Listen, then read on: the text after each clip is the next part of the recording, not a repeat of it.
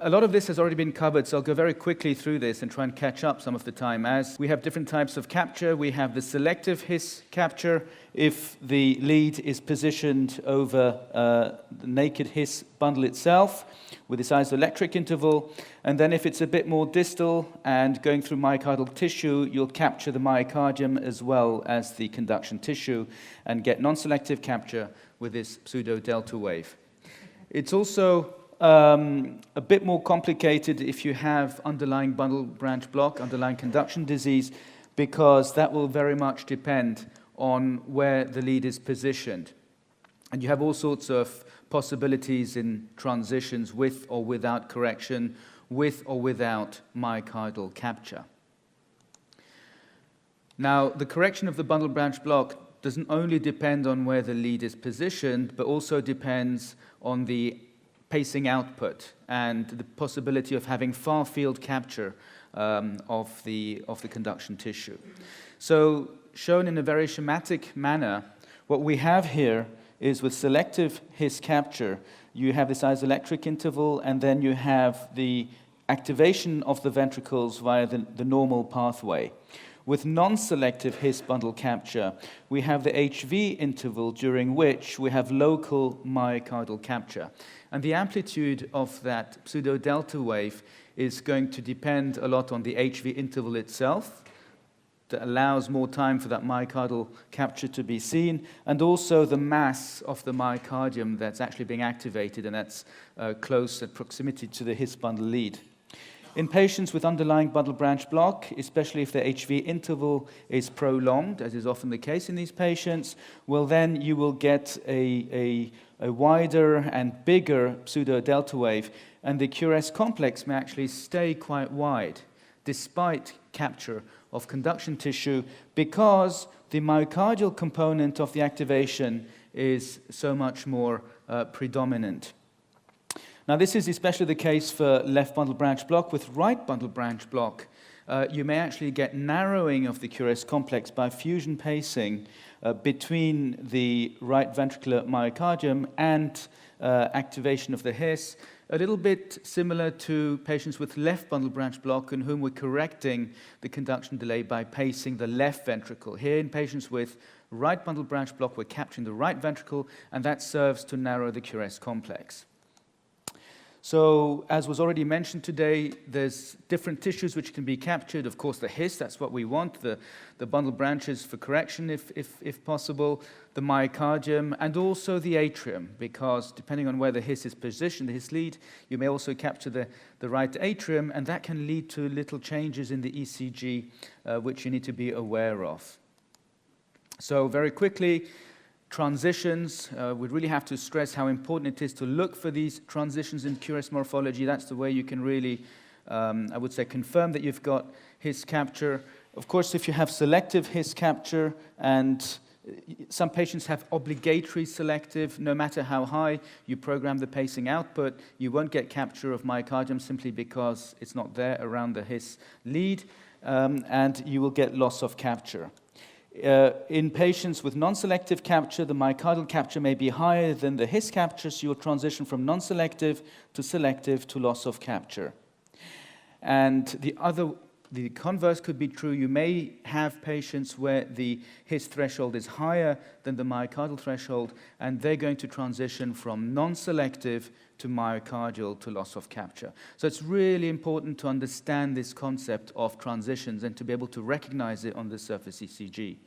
It's relatively easy in patients with a narrow baseline QRS, but as soon as you have bundle branch block, then you have more possibilities, because you may or may not have correction, and depending on where the different thresholds are, you get a load of different transitions which are possible. What's impossible is to have a transition with decrementing output. You're lowering the output and you're transitioning from selective to non-selective to loss of capture. That's not possible, because when you move from selective to non-selective, what you're doing is you're adding myocardial capture. That's not something you'll do with reducing the pacing output. So what's not possible are these three scenarios that I've put up there. Now, what is possible that you may occasionally observe is at the same pacing output, you can get different types of capture. Because very often, you may have thresholds which are very similar to each other. The His threshold and the myocardial threshold may be similar, and depending on the way the lead is oriented and the contact with the different tissues, you may or may not capture one or the other of these tissues. So without any change in output, you may see different types of QRS morphologies. And this is especially something that we see at implantation, where you have on top of it the current of injury and variations in threshold during the implant procedure. So this is a case during implant where at the same pacing output, 2.5 volts, 1 milliseconds, you get all these different QRS morphologies, in fact, just next to each other. And this is non-selective with correction, selective with correction, selective without correction and underlying left bundle branch block, and myocardial capture only. So you can see that, and you have to understand what is what, and I'll try and help you do that. So I'm going to make you work a little bit now. You've got just a few questions, and so this is during a threshold test, and we're decrementing the output, and we're transitioning from this to this. And I'd like you to have a look at this and tell me what this transition is. Is it non-selective to selective, selective to non-selective? Can we just go back again, because I need to have a look at this. So you look at this and you vote, and I'll give you about 20 seconds. If you've been listening, it shouldn't be too difficult. Is it non-selective to selective, selective to non-selective, non-selective to myocardial, or selective to myocardial? Okay, I don't exactly know how many people have voted, but let's see what they... Okay, so by far the most non-selective to selective. That's good. You've been listening and you're awake. That's good. Good sign. Now, that can be quite clearly seen because you have a pseudo-delta wave here and you don't here. It's very important to look out for this pseudo-delta wave in the 12 leads because there may be a lead where it looks like there's an isoelectric interval. It just means that the myocardial capture has a vector which is perpendicular to that lead, very often in lead 3. So don't be fooled by just looking at one lead. But here you can look at the 12 lead, there definitely is. And another very good sign to know that you've lost myocardial capture is a reduction in the QRS amplitude in lead 1 of the R wave in lead 1 and 2 when you lose myocardial capture. Because it's a bit like an anteroseptal accessory pathway. The QRS, the vector is directed downwards, parallel to lead 2. And if you lose that, well, then the QRS, the R wave, will be a bit smaller. Good. What about here? We've got a transition in QRS right about here and here. So what's this? Non-selective to selective. The same answers, basically. So go ahead and vote. We'll see what you think.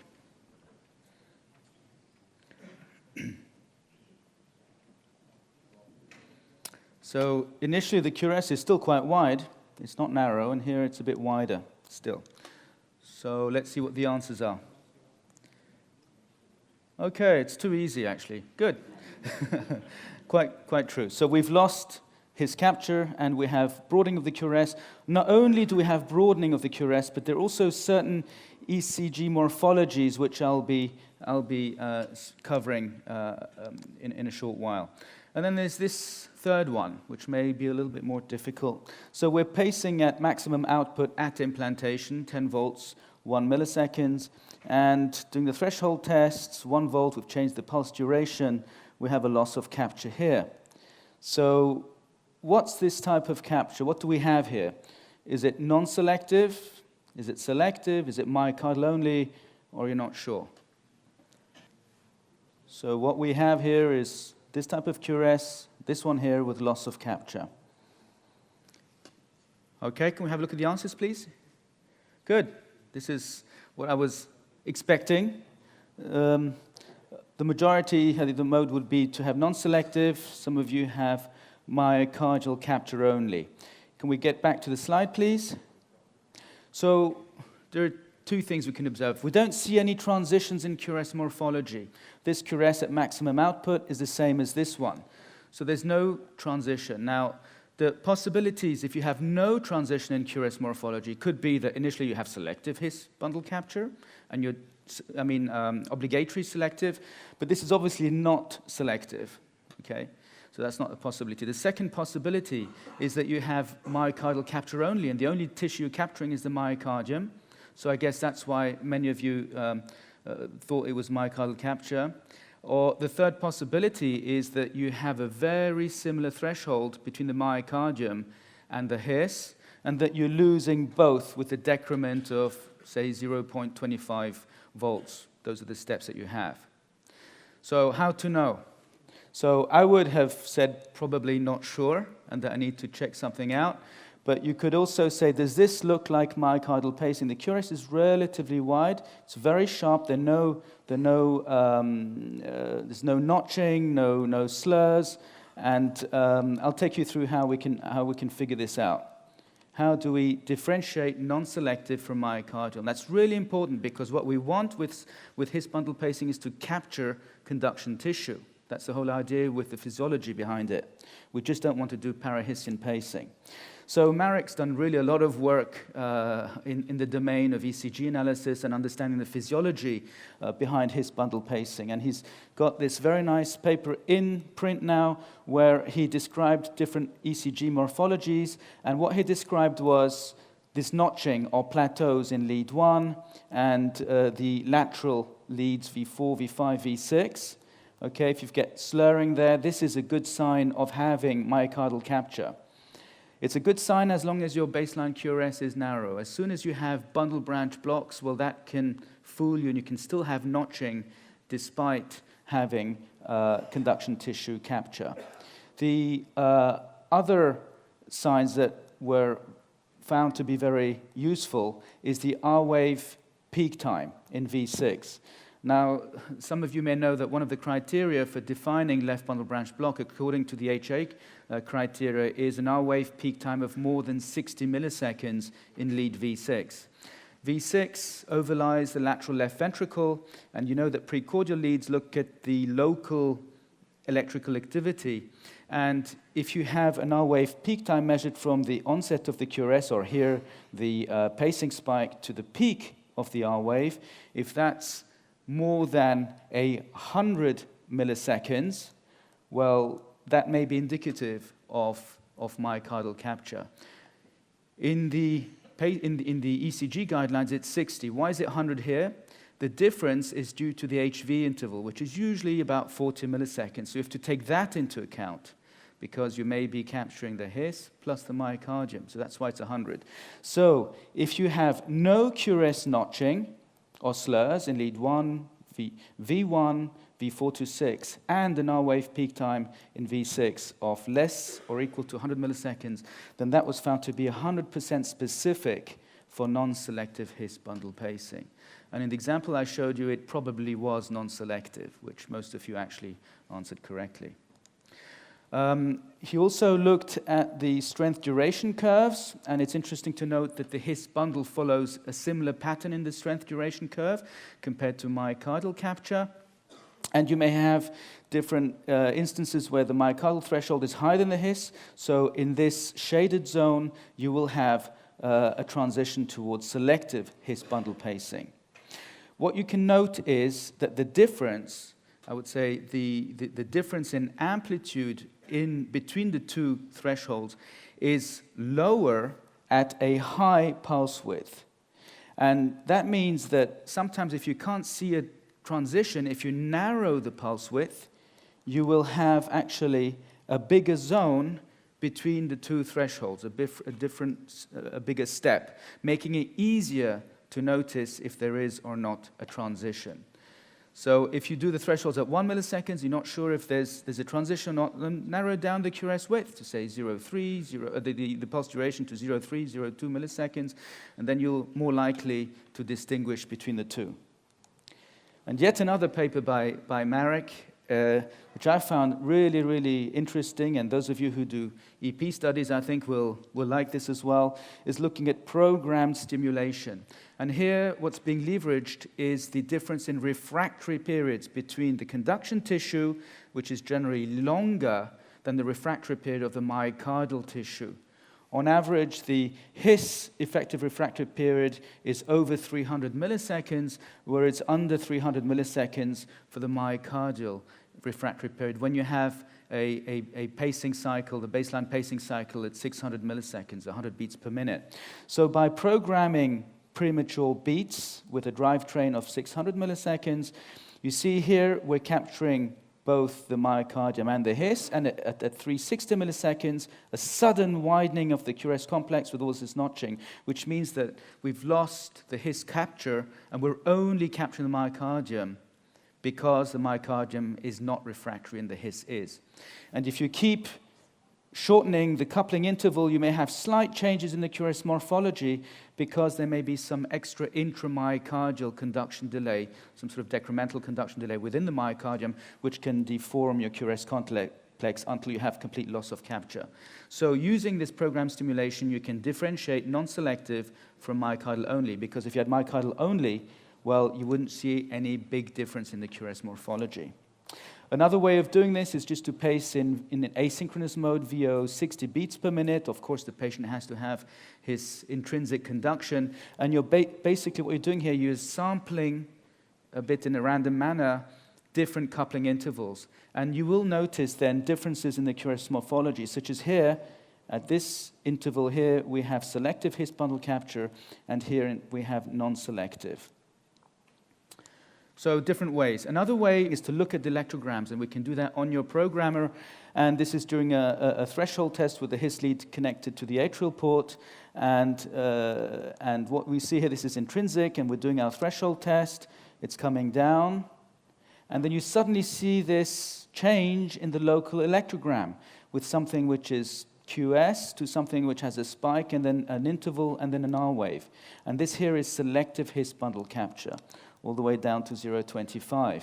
So by looking at this carefully, you can notice that you're moving from non-selective to selective. It's negative because when you capture the local myocardium, the wavefront of the activation is going away from the lead. So that means it gives you a QS complex. Whereas if you capture selectively the conduction tissue, the conduction goes down the conductive tissue and then back up towards the lead. And that's why you have the isoelectric interval and then a positive electrogram on the endocardial electrogram. A trap is this. You may have atrial capture. Don't forget that you may be capturing the atrium. And what can happen is that initially we have non-selective His bundle pacing, transitioning to selective. You can't very well see the pacing spikes here, but you can see there's a Q wave, and the QRS this is in lead 3. It's lower amplitude. And then what happens, you suddenly have a lengthening of the pacing spike to the QRS. And that's not a change in the HV interval. It just means that you've lost His capture and you're just capturing the atrium. That P wave can be relatively small and relatively narrow, because where that local conduction tissue, the local P wave is being captured, it's near the septum, so both atria are being activated at the same time, so the QRS is going to be, the P wave is going to be narrow, and it may be of low amplitude. So you need to recognize that. And here, finally, loss of capture. So the threshold would be from here to here of the His, and not from here to complete loss of capture. This is the last one, just to show that interpretation can be complex, especially if in patients with right bundle branch block, non-selective capture, and to distinguish that with correction. So I'm showing you 3 different ECGs at 3 different outputs. The easiest one is this one here, where we're having a typical right bundle branch block morphology and the small isoelectric interval. So this is selective His capture with right bundle branch block, which is uncorrected. Now these other 2 show a narrower QRS. You see, they're very similar. They're very similar, but they're not identical. If you look in V1, there's an R wave here, initially a tiny R wave, which is absent here. So what are these 2 here? Is this correction or not? Remember what I showed you about patients with right bundle branch block who have non-selective capture. The QRS may narrow quite significantly, a bit like LV pacing in left bundle branch block. This here is actually non-selective capture without correction. And this one is with correction. How do I know? Well, you can just very carefully look at this. We don't have that initial R wave here and here we do, resembling a bit that right bundle branch block. Another thing, if those of you who are really observant may see, look at the end of the QRS. There's something negative there. Is this a transition? Well, this difference is actually due to loss of atrial capture, with a retrograde P wave masquerading as a change in the QRS complex. So this retrograde P wave you see here, and you see it here as well, as a tiny positive wave in lead V1. But this is not a change in the QRS. It's simply that here we have lost atrial capture, and here we have captured the atrium as well. And that can lead to little tricks and false transitions in the QRS morphology. So I think I'll stop there. There are lots of traps with analysis of ECGs in his bundle pacing. You just need to wear a helmet when you're doing this. Thank you very much.